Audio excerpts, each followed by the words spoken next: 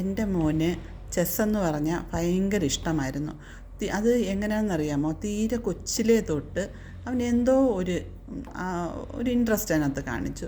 അത് കാണിക്കാനുള്ള കാരണം കുഞ്ഞുനാൾ തൊട്ട് ഒരു കുഞ്ഞ് ചെസ് ബോർഡ് നമ്മൾ കളിപ്പാട്ടം പോലെ വാങ്ങിച്ചു കൊടുത്തിരുന്നത്. അതിനകത്ത് ഇങ്ങനെ നീക്കി നീക്കി എങ്ങനെയൊക്കെയോ പഠിച്ചു.